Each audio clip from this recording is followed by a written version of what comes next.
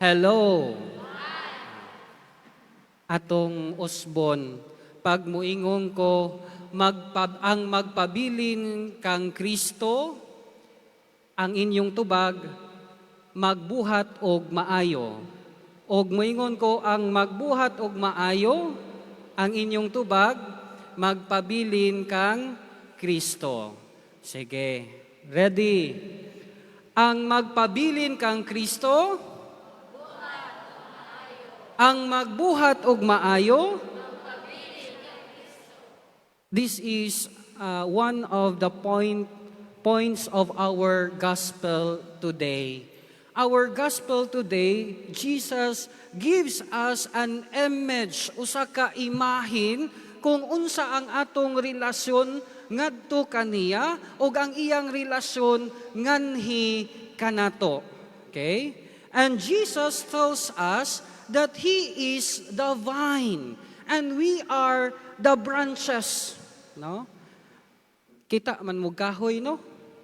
Kinsay nakakitag kahoy, hands up. Hala, wa pa mo kita? Nakatisting na ba mo nga kanang putlon ang sanga sa kahoy, unya ibutang lang sa kilid? Kung putlon gani ang sanga sa kahoy, ibutang diha sa kilid, di gyud mabuhi. No? So kinahanglan nga ang sanga naka-attach gyud siya sa punuan.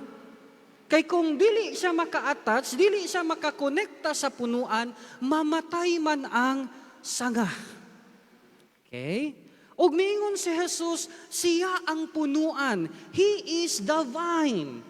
Og kita ang iyahang branches. Okay? Nagtudlo nato, no, nagtawag nato ang atong gospel karon calls us to remain in Christ. No? To remain in Christ because in Christ we can have hope. Mahatagan tagpaglaom. Kay diha kang Kristo, naaman sa iyaha ang source sa hope. Naa sa iyaha ang source sa life. Naa sa iyaha ang source ni anang new meaning of our life. Maubitaw, mingon si Jesus, ang kadtong magpabilin kanako, magpabilin diha sa iyahang pulong, in His words. Okay? Kinsa man dinhi ang kusog magbasa, hands up. Oy, walay mo basa ninyo?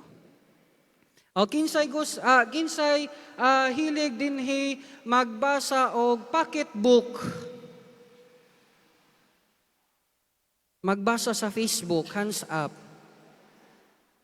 Perting daghan na. No? If we remain in Christ, kung magpabilin daw kuno ta ni Kristo, kinahanglan kanunay tang maminaw sa iyahang pulong. Nya unsaon man nato pagpaminaw sa iyahang pulong? Pagbasa sa Biblia. Okay? Usahay mo ingon ta, alaay man kaayo basahon ang Biblia?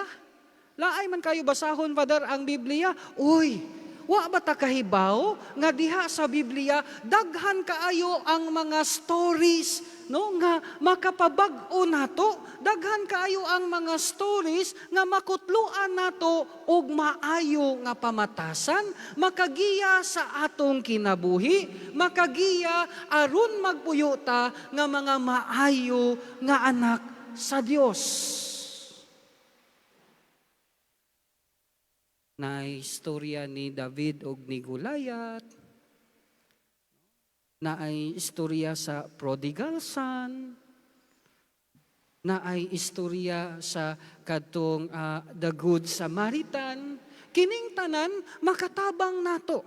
Kining tanan maghatag nato og source nga mahatagan og bag-ong kahulugan ang atong kinabuhi. To remain in Christ. No? Magpabilin diha kang Kristo. Ikaduha, ikaduha nga tawag sa atong ebanghelyo karon. Ang ikaduhang tawag sa atong ebanghelyo karon is the willingness to be pruned, to cut. Si Father Jojo Borja, hilig man ni siya og kanang tanom nga bonsai. No? Kita na mo bonsai? Hello? Hi. Kakita na mo bonsai? Oh, kanang tanom ba nga gagmay nga nindot? Unya si Father Jojo one time nakakita ako iyang gihiktan ang bonsai og wire na iyang gibalikos ang mga sanga. Unya human gibalikos ang mga sanga, iyang gipulungan, pruned. Gigunting. Ningko, Father Joe, dili ba sakit ng imong gibuhat para sa tanom? Unya mingon si Father Jojo, Father, sakit man gyud ni tinuod para sa ilaha, pero human ni ining kasakit, mubunga gani ni, mulabong gani ni, nindot siya. Mahimo siyang gwapa. Mahimo siya nga mahal. Tungod kay mulabong man ni siya. Ingon ana po di ay ta. Kung magpabilin ta kang Kristo, if we remain in Christ, then we must be ready to be pruned.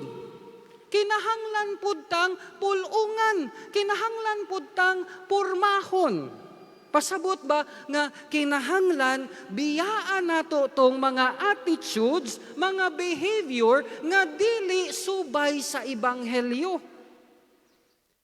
Mangutan ako, ang pagkamaldita og maldito subay ba sa ebanghelyo dili?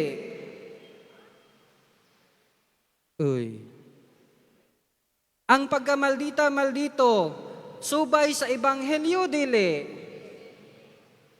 Ang pagpamakak gitudlo ni Kristo wala. Ang pagsukol sa ginikanan gitudlo ni Kristo wala.